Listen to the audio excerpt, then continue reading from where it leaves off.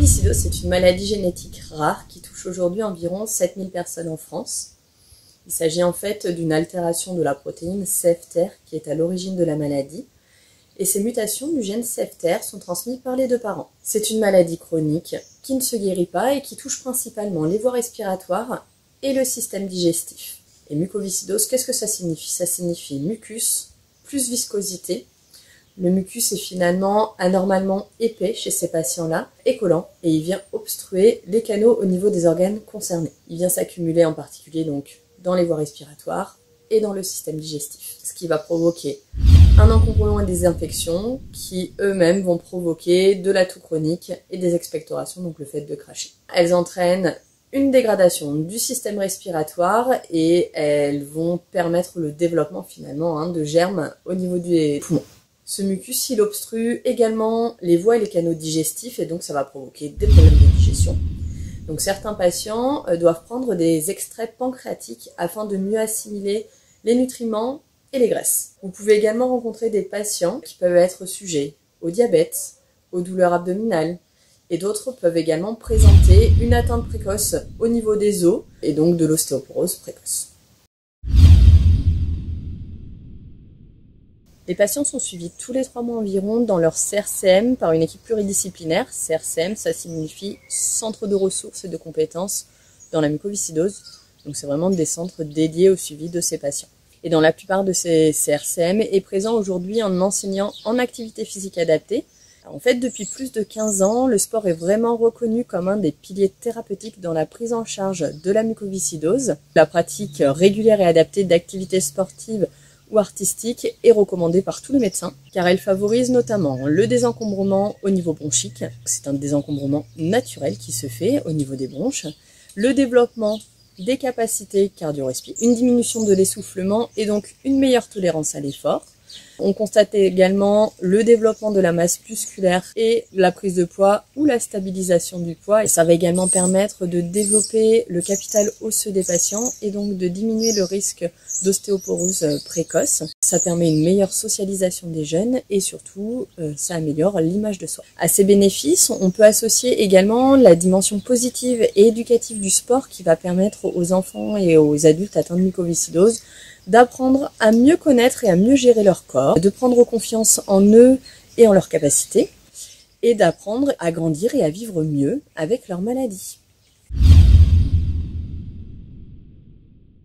Depuis 2020, voire 2021, nous sommes entrés dans une nouvelle ère, avec 80 à 85% des malades en France et dans le monde qui peuvent bénéficier d'un nouveau traitement qui améliore considérablement la qualité de vie des patients, jeunes et moins jeunes. Il va permettre de normaliser et de corriger le mucus qui est anormalement épais et visqueux, comme on a pu le voir précédemment.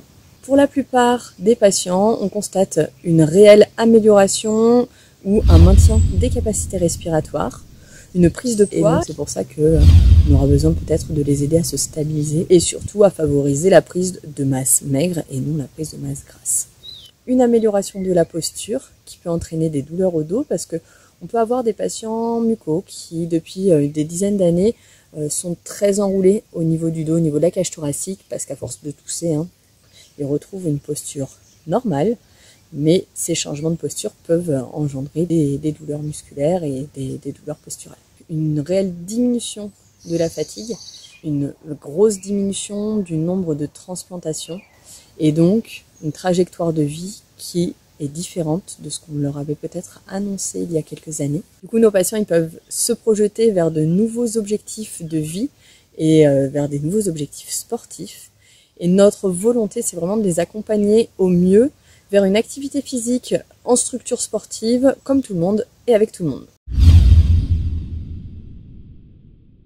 Vos clubs Athlé Santé sont vraiment des structures vers lesquelles nous souhaiterions pouvoir envoyer nos jeunes et nos moins jeunes atteints de mucoviscidose. Et en fin de compte, vous allez pouvoir retrouver différents profils de patients. Vous allez avoir des enfants qui vont plutôt très bien, qui vivent avec la mucoviscidose, pour la plupart bénéficient du nouveau traitement. Et ce sont des enfants qui peuvent pratiquer l'athlétisme sans problème avec tout le monde.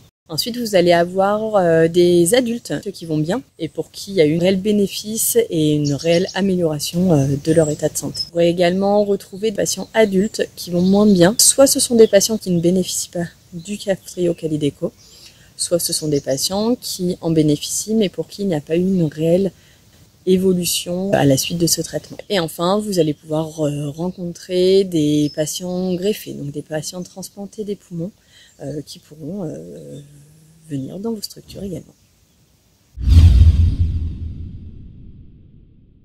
On va parler de la ventilation. Donc pour tous les jeunes que vous allez recevoir dans vos séances, il faudra leur apprendre à bien gérer leur ventilation, que ce soit au repos ou à l'effort. Il faudra leur apprendre à caler leur respiration sur leurs gestes sportifs. Nos patients mucos, ils vont avoir une tendance à se déshydrater beaucoup plus vite. Donc il faudra les inciter à boire plus tout au long de la séance. Ensuite, nous avons la nutrition. Certains patients peuvent être amenés à prendre une petite collation pendant ou après la séance, car leur organisme en fait dépense beaucoup plus d'énergie et certains auront besoin de prendre des extraits pancréatiques pendant leur collation. Ils vont être amenés à toucher du matériel sportif sur lequel peuvent être présents des microbes. Il est donc recommandé de se laver les mains tout simplement après l'activité afin d'éviter de transporter ces microbes qui peuvent être source d'une future infection.